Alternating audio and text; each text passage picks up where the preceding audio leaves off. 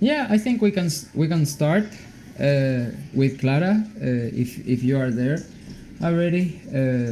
Happy to have you today on the call and super curious about your project. Looking forward to hear more about what you have been doing.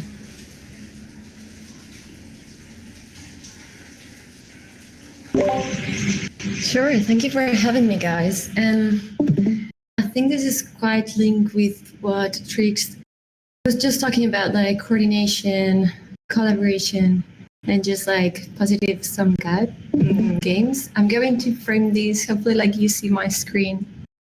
Let me know. Yes, we can see your screen.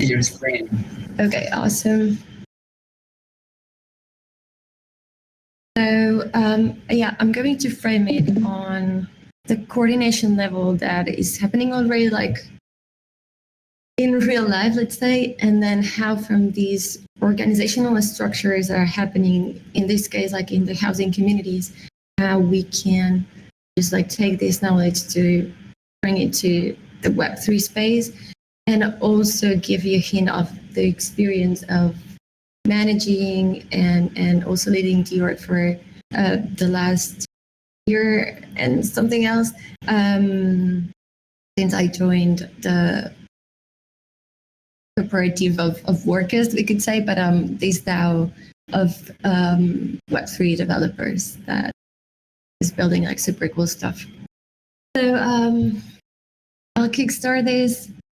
Regen architecture, my background is on architecture, bioarchitecture, sustainable architecture, let's say. And it's basically like a field that blends together like environment, energy resourcing and creation of energy, buildings, and also human centered design, I would say. And it's for me like it's a matter that we need to take these holistically to be able to create region architecture and to advance to having like more region, sovereign, and fair societies. So I'll briefly go into some hints on how this can happen, because one of like the most important things when we are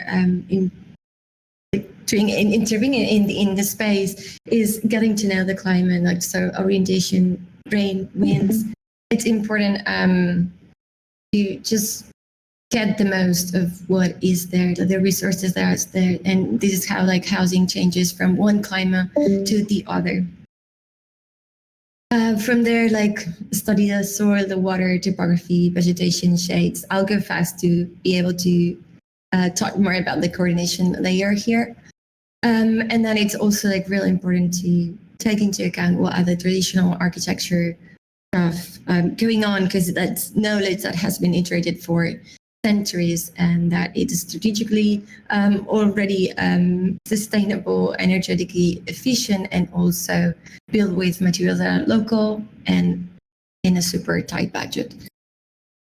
And from there, you need to some sort of like scope, starting like about like the needs of program of the people who are going to live there. And this is like, I put it like in parallel of this, like really similar as designing organization, especially like if you are organizing like non-hierarchical spaces, you know, you need to take into account all these connections and all these processes and systems that are going to happen into the different layers or different roles of people in a DAO or an organization.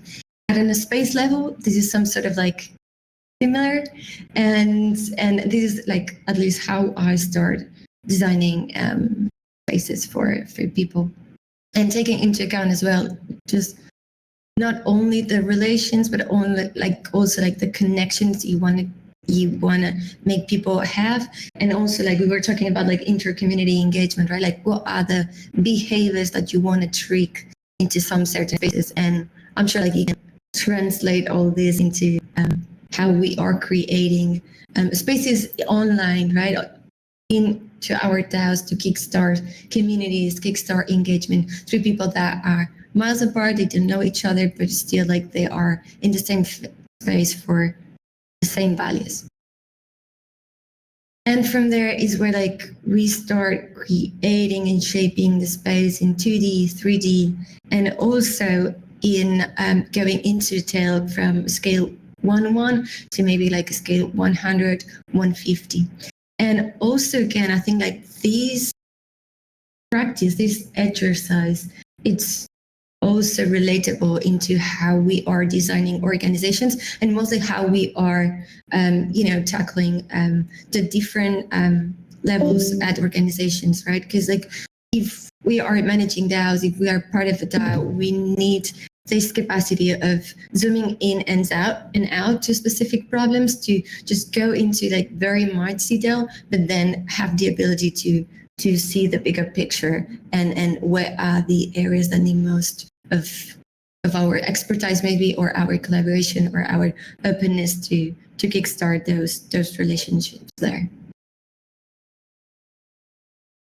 And again, this is like in parallel with when we are doing organizations or products or technology, like it's all like a methodological process, has this, it's technical part, but at the end we need to recall that we are doing this for people to using it. So the human-centered design and the capacity of just being in the skin of the people who are going to use your tech, use your building, it's just like one of the most like valuable skills to be able to test on what you're building. And from here, like when we all have like designs, again, very similar to when we are launching a product, measuring outside, getting some metrics, adjusting inside with our team, and then relaunching the project. So what we do here is like we design a space and then we measure it into software programs, and from there, like analyzing how in a specific building is behavior in terms of like comfort, temperature, ventilations, and stuff like that. Then we are adding, like all the architecture, like the machines, like generators, cross ventilations, automations, to make this building as regenerative as possible and as sustainable as possible as well.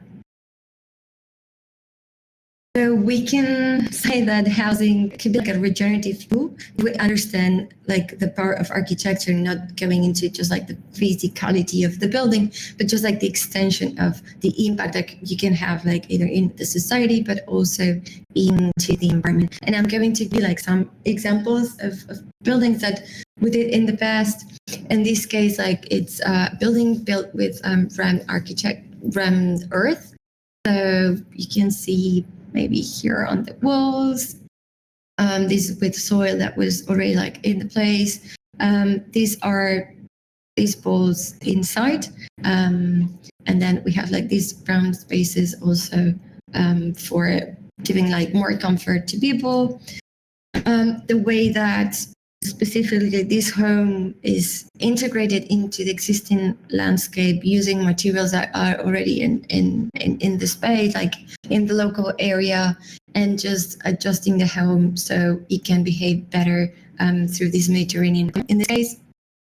And then here you can see as well like how the same earth material can be put in place with different constructive systems. In this case, it's called Adobe. Maybe some of you might be more familiar with this one.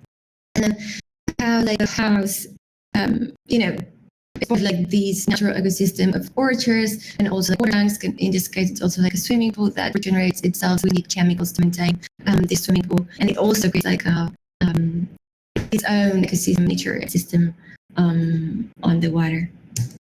And we do that either like from scratch, or like in this case, it was like a home that was, like it was in ruins, as you can see here. And we decided to just refurnish it because it's one of like the most also important strategies when we are doing regenerative architectures, like not take more space from nature and reuse what's already there. I brought you again like some photos of the insides to just try to help you find like the sensations, the feelings that you might have when you are in one of these spaces. And then again, like the intersection that of architecture and landscape and the environment altogether.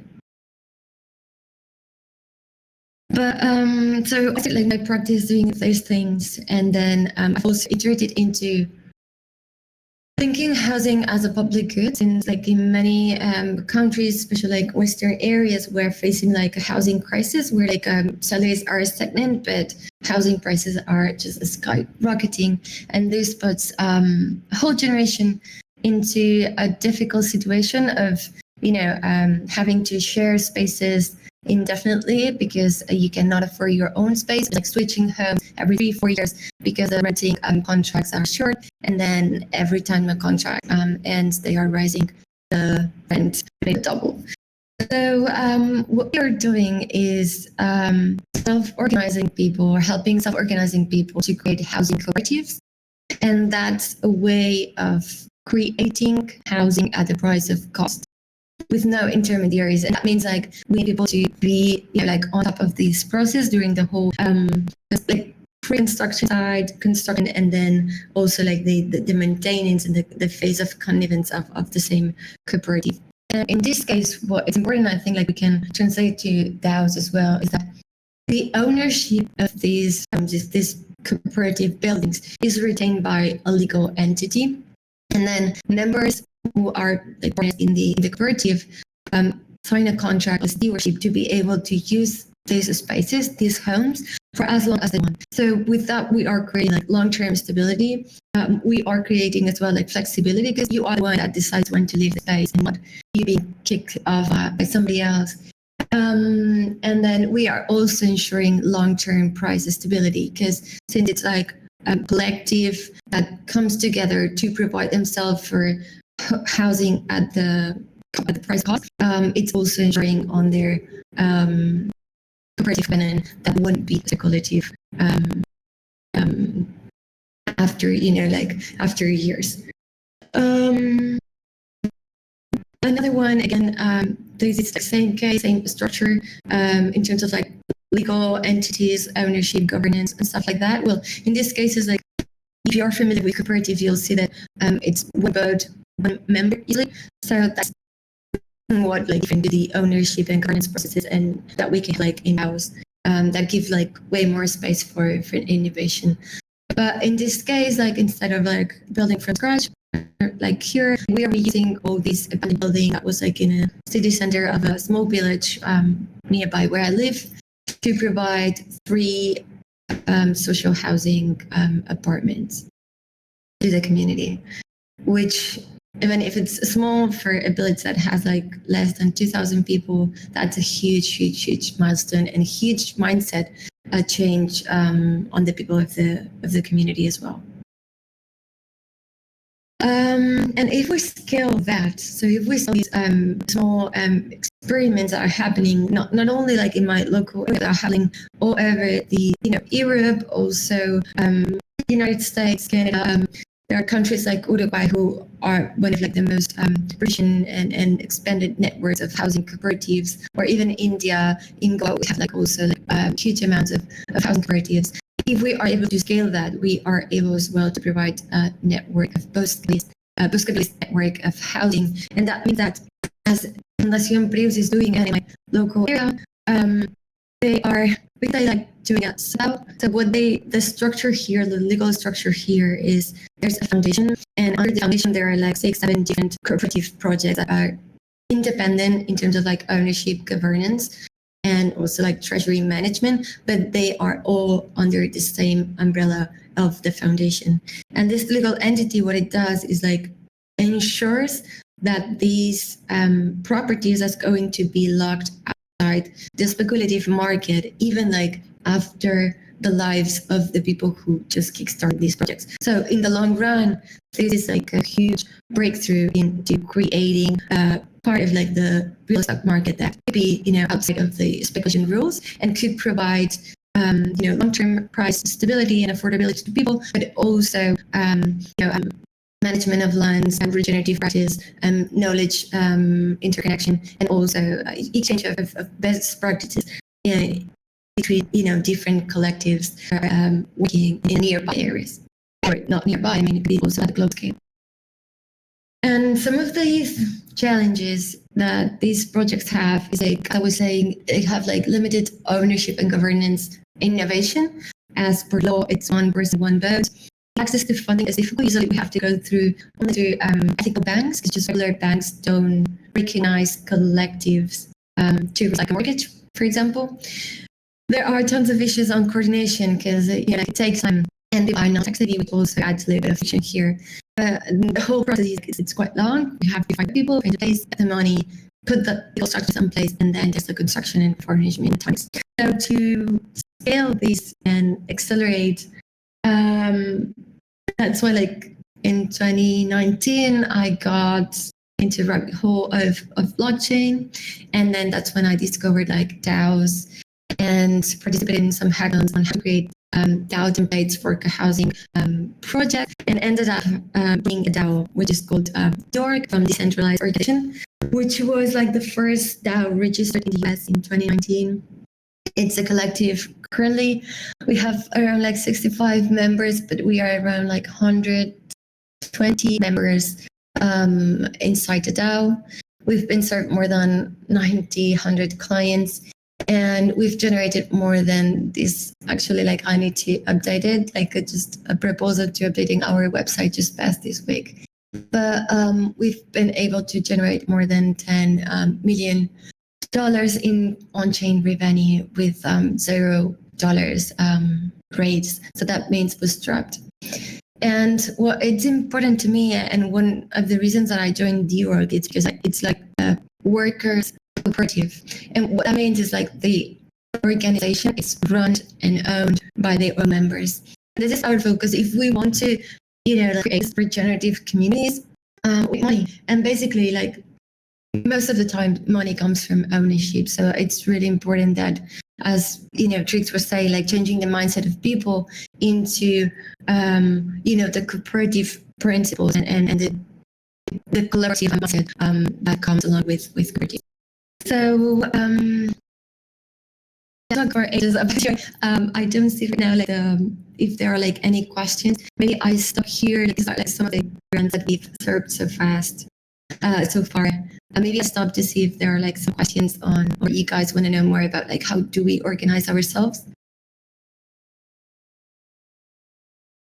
Okay. Let's see if oh, I hear Sako from your mic. Now it's great.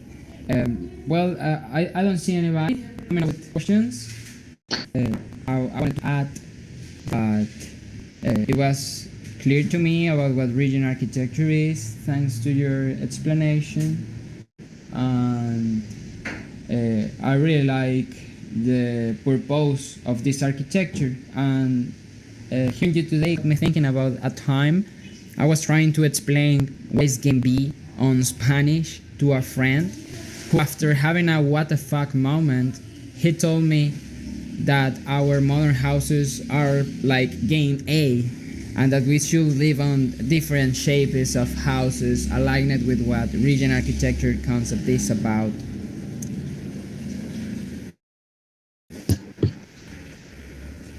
Yeah, definitely. Like I also, I'm critical here. Like, we talk sometimes about like regional architecture, like go to ChatGPT, put like solar punk architecture, and have like round shapes. I think like we have to go like over that. And to me, like there are like maybe two complementary ways to that when it's regional architecture or not. Like you go through the metal, procedure that was like I tried to explain you about, but also it's about like bringing some self-consciousness of knowing what is it that you are really comfortable in some specific space, and why is that happening, and being able to detect what the kickstart is. Like example for me, it's when there's like natural light coming in, when there's like a reasonable proportion of height. So like the room, it's not super narrow, it's not super wide. Maybe like round shapes help me as well. Good, like plants. You see, like each of us has a subjective way, but it usually comes through just like self-awareness, I would say.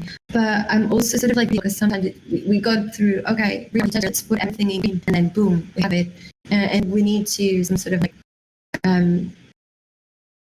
get into how was these global other materials that they use, where these materials come from, etc. Yeah, so there's whole research behind any design that you guys have made, and I enjoy the fact that current technology we are able to reproduce like technology weather and all this like weather data specifically for each design to be like replicated virtually to see how the design with like self-sustain itself. That's like fascinating. And I just shared a picture I shared with you earlier too, Clara, which is from our last trip to the Amazon, and it's a structure made by the Web3 Answer community.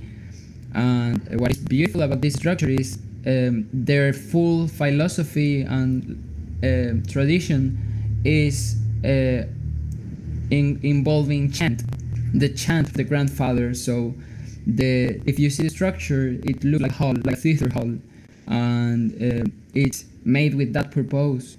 But all the materials are natural, and they have no nails in their structures, and it's just a great weather inside. You know, if it's cold, it's fresh inside, and if it's hot, it's fresh inside too. And yeah, that's the weather of the jungle. So it's a yeah, I thought about it when I heard you, so wanted to share it too here so everybody can check it out. Um, anything else you want to share with us?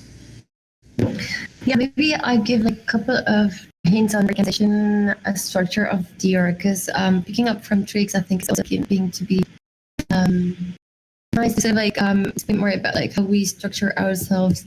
So basically, like any member of dOrg, like basically like 95% of members are developers, and the rest maybe like the 5% are like operations and non-tech people.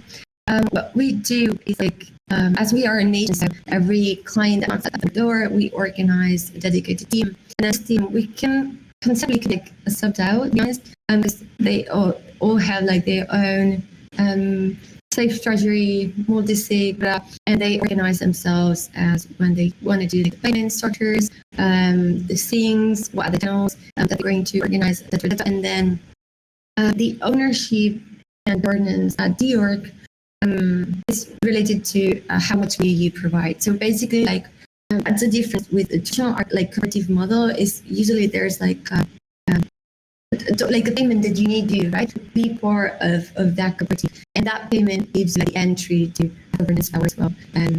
So here, what we believe is the entry level, it's free because it's like a cooperative of workers based on meritocracy, and that means like for any dollar that we earn on chain, basically for every like USDC that we earn on chain, we also get a dOrg token, and that gives us like the voting power and the governance power for all of us. So a member could be 5 years working for dOrg, and maybe just like some dedication project hours, and a member like can just in this year and like the same voting power depending on how much dedication, how much effort, how much value it on into our DAO.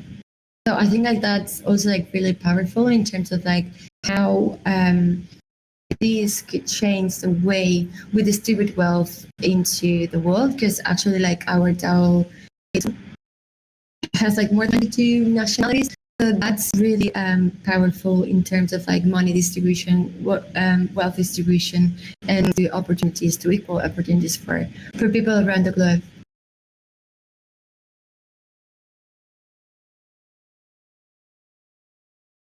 And what else? So yeah, basically like I brought some examples of housing spaces or co-living spaces that are now organized as DAO as the next step, where they can customize the property, like the ownership and governance. And also, as I was saying, in the traditional cooperative model of housing, they can also design structures of property based on the right of using spaces, and not only the wealth capacity that you have to buy tokens upfront of the property. And that's also a great new way of innovating organizations like that. And then again, like treasury is managed by smart contracts, so that gives a lot of like transparency and also more security basically to the members of a DAO. Still, I think like we need to advance into privacy and anonymity to be able to give people also that level of privacy basically. And I can see also like some Web3 applications that will be used, or if not, are being already used, like Bogdoni, which is a Web3 based voting protocol that has like a Web2 UX UI's experience. Basically, like they are creating yourself a wallet in the backend. So for the end user that it's not tech savvy, doesn't know anything about Web3, that's also like revolutionary to get to faster and more easy ways of coordination with people that are not tech savvy again. And in terms of funding, what Web3 can bring to the traditional collectives or cooperatives is like new ways of getting funding, either by staking, pooling, and then staking money together, mutual funds, token launches that give like a percentage of ownership, or like token launches that give you that right of using spaces. So we can retain the ownership into the legal entity, say the DAO, and avoid the speculation, at least, with goods that are like to be like a universal right, like is housing. So basically, I wanted to just mention some of the projects that I'm working on that direction, or as I build a protocol for DAOs to organize themselves as housing collectives. We have Cabin DAO that is providing living spaces, and it's also organized in a DAO. Cohere in the same direction, and then IKEA DAO that wants to build a home and organize it as a DAO in Japan. So just like summing up here, like we can build Regen communities, all the benefits that community imply. We can move towards like the stewardship mode instead of like the ownership mode, to be able to provide long-term stable prices. And then we can accelerate and scale these projects using tech. But it all comes down into the first steps at like self-organization and coordination. And then we'll be advancing even more fair and region societies. That's probably the goal of some of the people that we are here today. So yeah, thank you very much. Happy to answer your questions if you have some.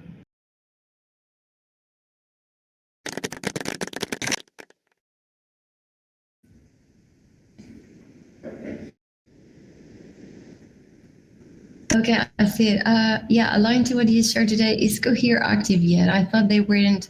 I know they are scoping some properties because I've been with them.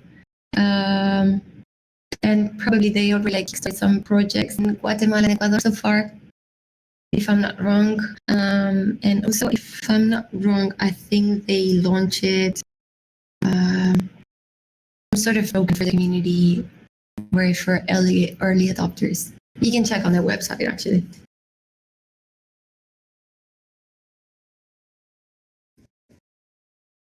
Great. Thank you so much for your time today. Definitely curious about getting more into contact with this side, like Regen architecture. I know I have some friends in the Amazon doing a bridge with this community I'm showing you, so they can create one of these structures, one of their ancestral structures, with some architecture students, so they can know from the root how the building is built, and they can have the practical experiences with the nature. And yeah, I don't know if you are interested in that. I don't know if that's like future opportunity for people to learn about Regen architecture. Sure, I think definitely any sort of like way of practicing or learning like traditional knowledge, I think it's important.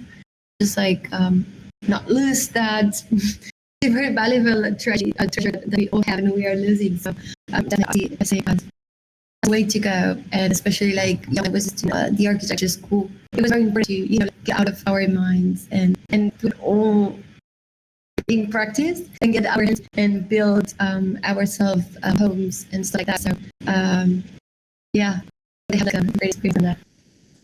Great, yeah. Connecting roads to the wireless. I think we can talk about that later in if anyone has any question, feel free to chat or open your mics. I have a question, which is, can you put a link to the slide set into the chat? I can't actually write chat myself. Sure. You can. Oh, let me check that. Yeah, we are noticing that trial roles can chat here, which is not what we want. And I already changed those permissions on Discord, so I was having on that side.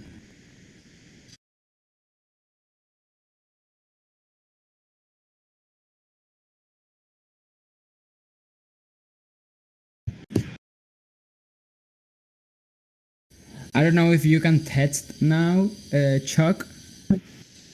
I just gave you a new role. Maybe you can talk now. You can chat. Yeah. Okay. Okay, it's interesting. I have to report that. Thank you for telling me you can talk. And there's your slide.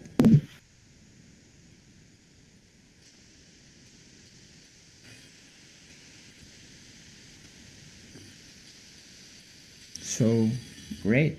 I think we are done for today. Anything you want to share, Clara, as a last thing? Thank you for having me, and feel free to ping me in socials at Twitter, Clara Gromaches, or at Discord if you have like any questions or want to share some knowledge here. And happy to be here. Thank you for staying till the end. Woo. Thank you, Triggs. Thank you, Clara. You. Yeah. Thank you, Jose. Thank you, Cole, cameraman, Thank you, recording. Yeah, we had quite a great community call, I would say. Not too much people, and I believe it's because NFT New York and all the degen happening around the ecosystems, but I'm happy that we have this seat for the future. So looking forward, guys. I'm here, DM's open. See you soon in the streets of the metaverse. Yay, bye-bye.